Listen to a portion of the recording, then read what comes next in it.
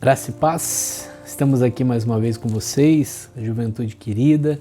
Nós louvamos a Deus pela vida de cada um, né? Como é bom estar com vocês aqui, estar falando um pouquinho sobre o tema específico, e o tema desse mês de junho, né, é religiosidade. Quando eu fui desafiado para trazer essa palavra sobre religiosidade, eu já imaginei, já pensei imediatamente num jovem,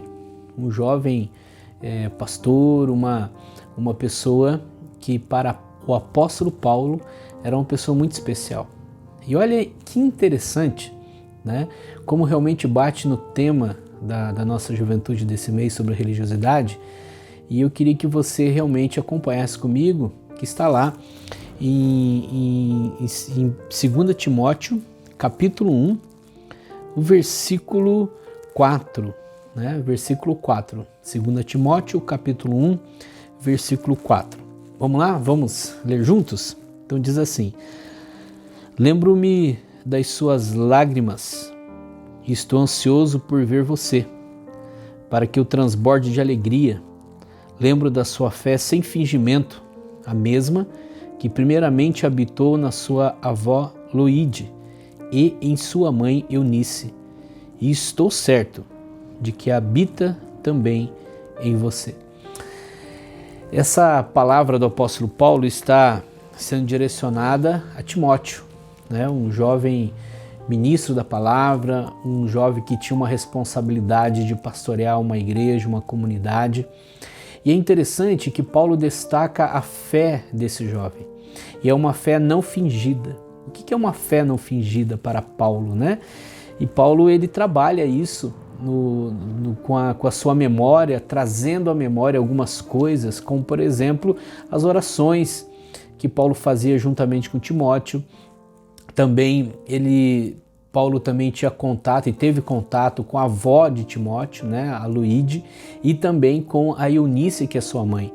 E nessas mulheres ele percebeu uma fé especial, uma fé verdadeira, uma fé realmente que fez a diferença na vida de Paulo. Provavelmente Paulo, nas suas viagens, ele se hospedou na casa de Timóteo, né, e conheceu a avó e conheceu a mãe de Timóteo, e agora como Timóteo como um discípulo, e ele está então afirmando que a fé de Timóteo era uma fé não fingida, né? Como que Paulo chega a essa conclusão, né? Talvez essa seja algo para a gente pensar um pouquinho, né? O que é não ter uma fé não fingida? O que é não ser uma pessoa apenas religiosa, ou melhor, ter uma vida, né, de religiosidade, né, que é realmente um ponto negativo na vida de uma pessoa, porque a religiosidade, né, ela é o contrário do que nós encontramos aqui em Timóteo. A religiosidade, ela é uma fé que não leva a lugar nenhum. A religiosidade, ela dá mais atenção às coisas visuais e se esquece das coisas espirituais, né? Então a religiosidade, na verdade, é uma fé que não tem base no Evangelho. Então a Bíblia nos ensina que nós devemos fugir da religiosidade, né? Então o que é uma religiosidade? Se você voltar um pouquinho comigo lá em 1 Timóteo, no capítulo 1, você vai encontrar do versículo 3 em diante algumas coisas interessantes. 1 Timóteo 1, versículo 3. Olha o que diz aqui. Quando eu estava de viagem rumo à Macedônia, pedi a você que ainda permanecesse em Éfeso para admoestar certas pessoas, a fim de que não ensinem outra doutrina, nem se ocupem com fábulas e genealogias sem fim. Essas coisas mais promovem discussões do que o serviço de Deus na fé. O objetivo dessa admoestação é o amor, que procede de um coração puro, de uma boa consciência e de uma fé sem hipocrisia. Algumas pessoas se desviaram dessas coisas e se perderam em discussões inúteis, pretendendo passar por mestres da lei, não compreendendo, porém, nem que dizem, e nem os assuntos sobre os quais falam com tanta ousadia, né? Então você percebe aqui que Paulo está orientando Timóteo a respeito de algumas pessoas que eram pessoas religiosas. E quando nós caímos no erro da religiosidade, nós entramos, na verdade, num caminho muito difícil, num caminho complicado e que não traz a glória de Deus, não nos leva a lugar nenhum, a não ser a nossa própria vanglória, né? A religiosidade é isso. Enquanto que, quando nós falamos que um cristão, né, um verdadeiro cristão, como Paulo destaca aqui em Timóteo, um jovem que não tem uma fé fingida, né?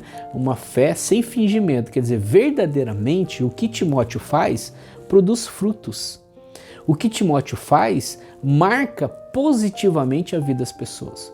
Agora Paulo aponta aqui algumas pessoas que não marcam positivamente, e nós vamos chamar de pessoas simplesmente religiosas, as pessoas que praticam a religiosidade, mas não praticam o verdadeiro evangelho. Então percebe aqui que Paulo fala de algumas pessoas que estão se detendo numa doutrina, né, totalmente baseada em fábulas e genealogias, né? É muito comum na vida em Éfeso naquele momento, movida, né, pelo mundo grego, com as histórias, por exemplo, de deuses, né? Fábulas que ele diz aqui são histórias da carochinha, como dizem os antigos, né? Quer dizer, são histórias que não se realizaram, são nascidas diretamente da mente do ser humano, né? São coisas até impossíveis de acontecer, como por exemplo, né, algumas histórias filosóficas lá na Grécia, como deuses que se apaixonam pelos terráqueos, né? Se relacionam, têm filhos, e esses filhos são chamados semideuses, né? Então são fábulas, se detêm em fábulas, são pessoas que vivem a sua fé movidas por histórias inventadas pelos seres humanos.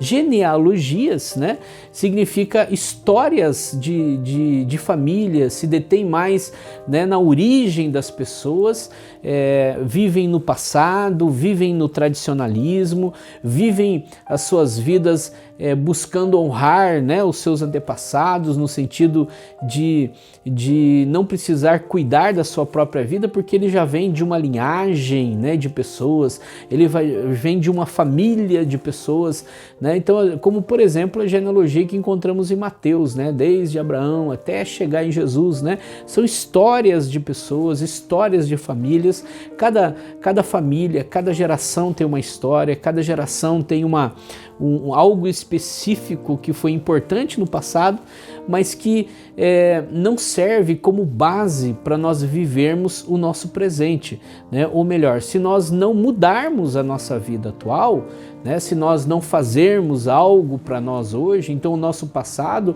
fica apenas como história, como tradição, mas não muda a nossa história da frente, né? Lá para frente. Então, fábulas e genealogias é uma base da religiosidade, né?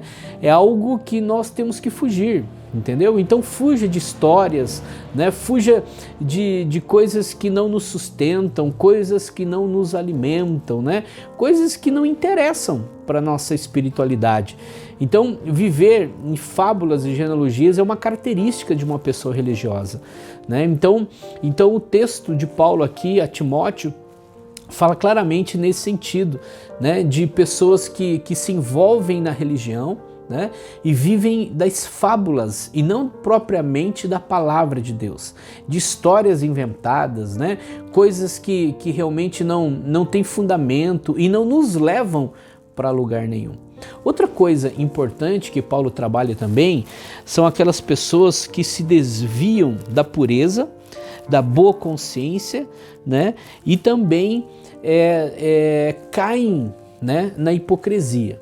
Aqui Paulo está falando de um grupo de pessoas que na época era muito forte, até mesmo dentro da igreja, que era o gnosticismo, né? Eram coisas, pensamentos que tinham a tendência de trazer o conhecimento, é isso que eles pregavam, mas na verdade traziam discussões, dissensões e separações. Então os gnósticos, eles inventavam, por exemplo, traziam para o mundo da igreja, traziam para o mundo das pessoas, né, cargas que não precisavam ser colocadas na vida das pessoas, que a Bíblia veio tirar, e eles então impunham essas cargas. Por exemplo, eu vou dar um exemplo, né? Então algum grupo da igreja na época de Éfeso se levantou falando assim, que o comer carne se torna um grande pecado.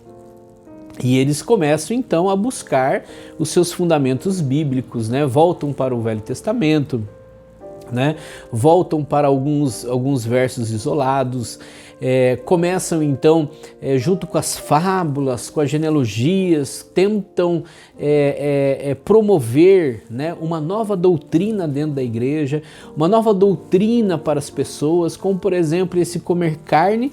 Quem comesse carne era pecador, e quem não comia carne era uma pessoa santa, né? Então, esse pensamento era um pensamento que dividia o povo. Por quê? Porque a Bíblia nunca falou sobre isso, né? São assuntos que a Bíblia não traz e que as pessoas então impõem sobre outras para promover uma carga, para afastar essas pessoas cada vez mais da verdade, né? Então, por exemplo, usos e costumes, né? Roupas, aquela questão, né? Eu posso tem certas roupa para mulher, roupa para homem, Deus se agrada das roupas assim, Deus não se agrada das roupas acolá, né? Então esses pensamentos que também não agregam, apenas dividem o povo e trazem discussões ao povo. Então, naquela época de Paulo aqui, nós percebemos que Paulo está treinando Timóteo e orientando Timóteo para que esse tipo de discussão, né, eles não entrem dentro da igreja e não façam parte da vida do povo, porque essas discussões elas trazem separação. Por que elas trazem separação? Primeiro, porque elas se desviam da verdade. Nem tudo o que você ouve por aí se torna uma verdade na tua vida. O que você ouve pela internet, né? Pastores X, Y falam isso, falam aquilo, né? A primeira coisa para você fugir de uma falsa doutrina e cair numa religiosidade é você realmente basear os teus atos, basear os seus pensamentos na palavra de Deus. Então presta atenção, são dois grupos que Paulo trabalha, né? Pessoas que criam nas fábulas e genealogias. Fábulas são histórias inventadas pelos homens, né, que se misturam com a religião e aparentemente, né, as pessoas começavam a seguir. Então isso é uma fábula e genealogia. O segundo grupo de pessoas são os gnósticos, que inventam doutrinas que não são bíblicas, que não têm base bíblica, que não têm conhecimento bíblico, fogem da razão, né, fogem da fé e também se tornam hipócritas. Então são esses dois grupos. Hipócrita é aquela pessoa que fala, que prega alguma coisa, mas não pratica aquilo que fala e aquilo que prega. Um dos exemplos são os fariseus, muito combatidos por Jesus no Novo Testamento, né? Então, quando Jesus ele questiona alguns fariseus, por quê? Porque eles falavam, pregavam, mas não viviam o que eles pregavam. Então, a doutrina que eles ensinavam nas sinagogas era tão pesada, era tão forte, que nem eles mesmos conseguiam seguir aquilo que eles pregavam, que é uma base gnóstica, né? Doutrinas que a Bíblia nunca trabalhou. Jesus vem desmistificando isso, trazendo que o convívio religioso, o convívio espiritual, o agradar a Deus, né, ele vem tirando as cargas, tirando os pesos. Como, por exemplo, Jesus ele chega para os discípulos e pergunta quais são os mandamentos, e todos eles que estavam escutando Jesus, eles ditam, né, de cor e salteado os 10 mandamentos de Moisés. E aí Jesus fala assim, pois eu vos digo, né, que só tem 2 mandamentos. Ele se resume em 2. Quais são? Ama o teu Deus acima de todas as coisas, de todo o teu entendimento, de todo o teu coração, de toda a sua alma.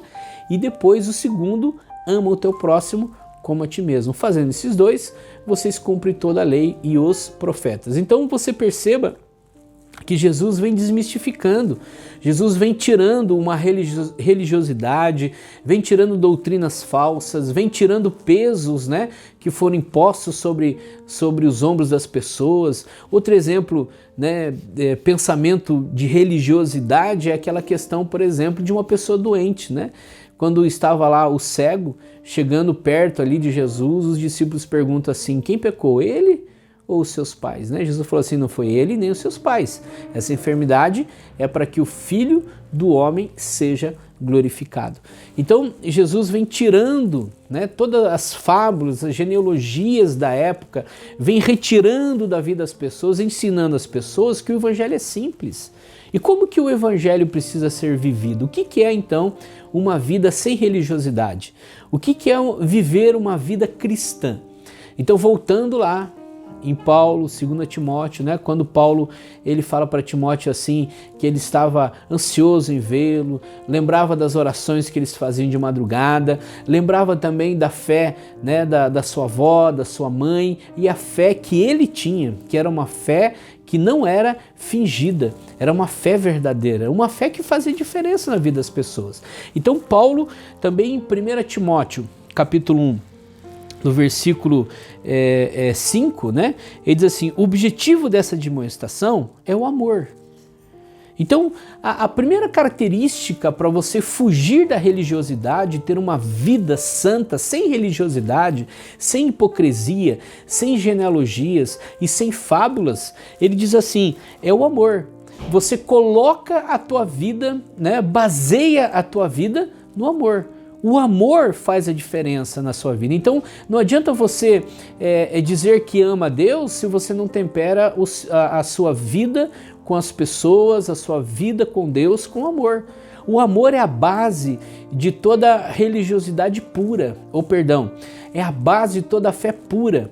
Né? Quando colocamos o amor na nossa vida, nós fugimos da religiosidade, nós abandonamos a falsidade, nós abandonamos a hipocrisia, né? Quando nós colocamos o amor acima de todas as nossas ações, quando nós adoramos a Deus, precisamos adorar em amor, quando ajudamos pessoas, ajudamos em amor, quando realizamos alguma coisa, realizamos em amor, né? Então, quando você buscar na tua vida crescer, desenvolver a sua comunhão cristã, você precisa entender que a sua vida cristã tem que ser baseada no amor. É o amor que faz a diferença nas nossas vidas. A outra coisa que ele trabalha aqui é que esse amor, ele procede de um coração puro. Olha que interessante, pureza de coração. Fazer as coisas sem segundas intenções, né? A religiosidade, ela nos leva ao erro. Por quê? Porque a religiosidade nos leva a fazer alguma coisa pensando em um retorno. Então, por exemplo, quando você faz alguma coisa para Deus, depois você vai cobrar Deus. Puxa, Deus, eu fiz isso, eu fiz aquilo, eu bem que mereço, né, receber algo melhor ou ter o privilégio em certas coisas. Não, isso é uma religiosidade. A religião pura, aquilo que o Senhor Jesus nos ensina, é primeiro com amor e segundo com pureza. Então busque pureza nos sentimentos, como por exemplo as suas amizades. Quando você é amigo de uma pessoa, você precisa ser amigo dessa pessoa. E o amigo verdadeiro, puro, que vem trabalhando com uma vida cristã, né? O amigo cristão é aquele amigo que tem o amor e que também tem pureza. Quer dizer, você é amigo não só quando essa pessoa ela pode te ajudar em alguma coisa. Você é amigo quando essa pessoa não pode oferecer nada. Mesmo assim, você está ao lado dela, está junto com ela, mesmo levando prejuízo muitas vezes, né? Isso é pureza. Você é amigo não porque ele te oferece, você é amigo porque você é amigo, por amor, né? Por reconhecimento, adorando a Deus, buscando a Deus de todo o coração. Esse é o sentido de uma religião pura, fugindo da religiosidade. A religiosidade não é assim. A religiosidade, ela nos leva, né, a ações puramente interesseiras. Então não tem pureza. Então presta atenção, para você fugir da religiosidade, primeiro você tem que ter amor. Segundo, pureza de coração. Vamos ver o terceiro, né? 1 Timóteo capítulo 1, versículo 4, versículo 5, o objetivo dessa afirmação é o amor, que procede de um coração puro e de uma boa consciência. Gente, olha que interessante a ideia aqui de Paulo para com Timóteo, né? Ele trabalha uma boa consciência. O que é ter boa consciência? Né? É saber o que você está fazendo. É saber o que você está buscando na tua vida. Como, por exemplo, quando você adora a Deus, você tem que saber por que você está adorando a Deus. Você não adora a Deus porque você precisa algo de Deus. Você adora a Deus porque Ele é Deus. E Ele é Deus mesmo quando Ele não te dá nada. Então, quando você tem as suas bênçãos, dê glória a Deus. E quando você não tem, dê glória a Deus da mesma forma, não é assim? Então, nós adoramos a Deus não por aquilo que Ele pode nos oferecer, mas é por aquilo que Ele é. Isso é consciência. É sabendo que você vai passar por algumas dificuldades, tem coisas que você não vai receber, tem coisas que você vai passar por dificuldades, tem coisas que Deus não vai te dar, tem coisas que você não vai alcançar, mas mesmo assim, Deus continua sendo Deus. Isso é uma boa consciência, não é assim? Né? Então, quando você trabalha uma fé com consciência, uma boa consciência, você tem o amor, tem pureza e boa consciência. Você foge da religiosidade. A religiosidade é aquilo que você faz e nem sabe o que você está fazendo. Não é assim? Ah, eu vou tomar Santa Ceia. Por que você toma ceia? Você tem que saber por que você toma ceia. A ceia, ela tem um fundo espiritual. A ceia é um mandamento de Jesus, é a celebração da morte, do sacrifício de Jesus, é a celebração da ressurreição de Jesus também. É entender, é lembrar, é historicamente lembrar que o pão significa o corpo e o suco de uva significa o sangue do Cordeiro. Quando comemos e bebemos, comemos para a nossa salvação. Quer dizer, você está celebrando, você está dizendo assim, eu aceito o sacrifício que Jesus fez pela minha vida. Isso é boa consciência, é saber o que você está fazendo, não é assim? Então, quando você ajuda o teu próximo, você tem que entender que o teu próximo, quem é o teu próximo? São todos aqueles que estão perto de você, são aqueles que você gosta e são aqueles que você também não gosta. Então a Bíblia fala que você precisa fazer o bem a todos, né? Isso é boa consciência, não é assim? Se colocando à disposição do reino, né? A serviço da igreja, a serviço dos ministérios, isso é boa consciência. Você faz as coisas não porque você vai receber um elogio do pastor, o elogio da liderança, o elogio das pessoas, não. Eu faço para a honra e para a glória de Deus. Mesmo que eu seja prejudicado em alguma coisa, mesmo que as pessoas me persigam, mesmo que as pessoas não apostem em mim, eu mesmo assim, eu estou sempre à disposição do Rei de Deus. Isso é boa consciência, por quê? Porque você não serve homens, você serve ao nosso Deus, o nosso Senhor. Então, a religiosidade, ela não tem boa consciência. A religiosidade são aquelas pessoas que fazem as coisas sem saber o que está fazendo, por mero assentimento religioso, né? Vão aos cultos, mas nem sabem o que vão fazer no culto. Não é assim? Quando chega na igreja, não presta atenção no sermão, não vê a palavra, não ouve, não recebe oração, né? Não está nem aí, só foi lá bater o ponto. Isso é uma religiosidade. Mas o que é o verdadeiro cristão? Primeiro, amor. Segundo, né, você precisa ter no teu coração pureza. E terceiro, né, a boa consciência. Quer dizer, você tem que saber o que você está fazendo. Você vai para um culto, presta atenção, desliga celular, né, a não ser que você vá usar a Bíblia no celular, mas desliga o WhatsApp, desliga outras coisas, para que você concentre realmente apenas na palavra de Deus, porque você foi para isso. Né? Para ouvir a palavra, deixar Deus falar contigo, ministrar o teu coração, isso é boa consciência. Vamos lá para o quarto, né? Vamos relembrar? Né? Eu quero convidar você para relembrar. Primeiro, como que é? Primeiro é o amor. Segundo, pureza. Terceira coisa, boa consciência. E a quarta, vamos lá ver a quarta? E ele diz assim, 1 Timóteo 1, verso 5, lá no finalzinho, ele vai falar sobre amor, coração puro, uma boa consciência e uma fé sem hipocrisia. Uau, que palavra forte, né? O que é uma pessoa hipócrita? Nós já falamos um pouquinho para trás desse vídeo, né, nessa palavra, falamos que uma pessoa hipócrita é aquilo que ela faz, é aquilo que ela fala, mas ela não cumpre aquilo que ela fala, né? Ela apenas tem a teoria, mas ela não tem a prática. Por isso que Paulo elogiava muito Timóteo. Ele falava assim, a sua fé não é uma fé fingida, é uma fé verdadeira. Por quê? Porque ela produz frutos.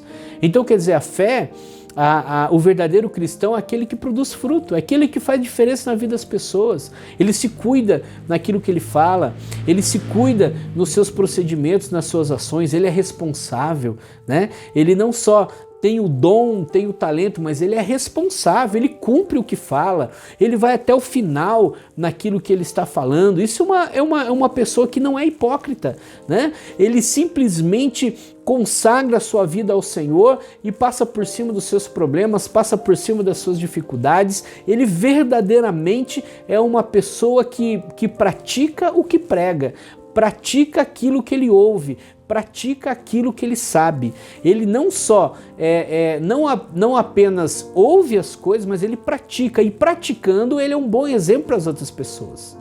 Então, uma religiosidade é o contrário disso. A religiosidade é hipócrita.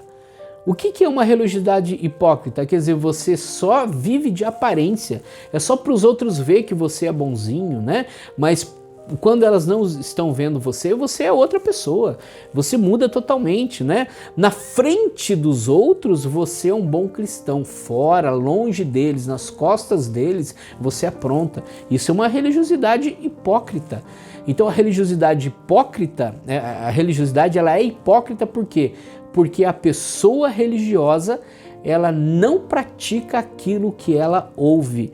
Ela simplesmente desiste das coisas, ela fica chateada com as pessoas, já abandona tudo, né? Ela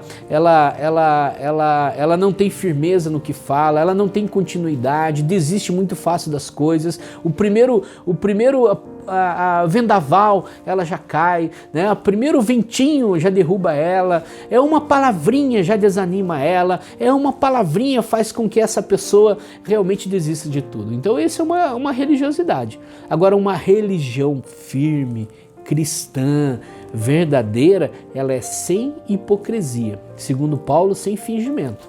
Não finja não. Né? Faça aquilo que você realmente é, seja aquilo que você é, ouça a palavra, aprenda da palavra, viva pela palavra e receba as bênçãos de Deus por causa da palavra.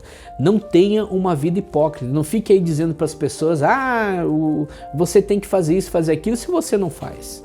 Assim, não fique exigindo das pessoas aquilo que você mesmo não faz. Então deu para perceber a diferença de uma religiosidade, de uma verdadeira religião? Então eu peguei aqui a base de Timóteo, né? Paulo falando sobre Timóteo. Então nós falamos, só para relembrar, né? Só para recapitular aqui bem rapidinho, já concluindo essa mensagem, que você precisa então tomar cuidado para não ser uma pessoa apenas religiosa. A religiosidade mata. A religiosidade não adora a Deus.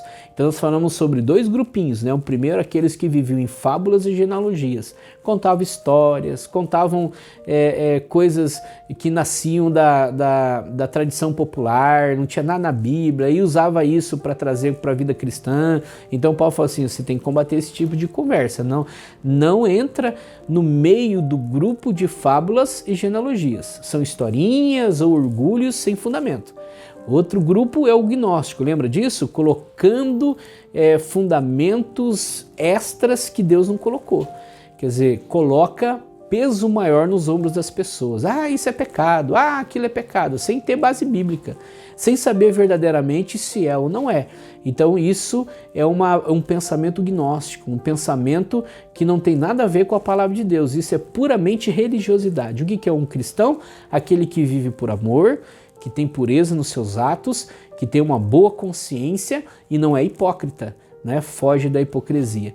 Então que nesta noite você possa receber as bênçãos do Senhor, ser abençoado com essa palavra e entendendo que você precisa ser um verdadeiro cristão. Fuja da religiosidade, mas viva uma religião pura, com amor, com pureza, com consciência e também sem hipocrisia, em nome de Jesus. Eu quero orar por você, abençoe na sua vida e espero ter ajudado você a compreender um pouquinho o que é viver uma vida cristã, né? O que é ser um cristão verdadeiro, em nome de Jesus. Vamos orar? Ó Deus, eu te louvo pela vida desses jovens que estão nos vendo nessa noite, ó Pai. Eu quero abençoar a vida deles, todos os irmãos e irmãs que estão nos assistindo, que a Tua graça, que a Tua paz esteja sobre a vida deles, trazendo uma vida de vitória, uma vida de bênçãos, uma vida com um cristianismo verdadeiro. É isso mesmo, Senhor, que eles sejam cristãos verdadeiros, que eles fujam de fábulas, de genealogias, que eles fujam de uma religiosidade hipócrita, mas que eles sejam verdadeiros cristãos, que eles possam colocar na vida deles o amor, que eles possam agregar à vida deles também a boa consciência, que eles saibam o que eles estão fazendo e também possam agregar na vida deles uma vida sem hipocrisia, uma vida santa, abençoada, em nome de Jesus. Que a Tua bênção esteja sobre eles agora. Ajuda a cada um deles, ajuda a minha vida, a vida deles, a ser um verdadeiro cristão e a fugir de uma religiosidade sem fundamento, em nome de Jesus. Amém e amém. Eu quero abençoar a vida de vocês. Muito obrigado pela oportunidade, espero ter ajudado vocês, abençoado a vida de vocês também, em nome de Jesus. Um grande abraço, até mais. Deus abençoe.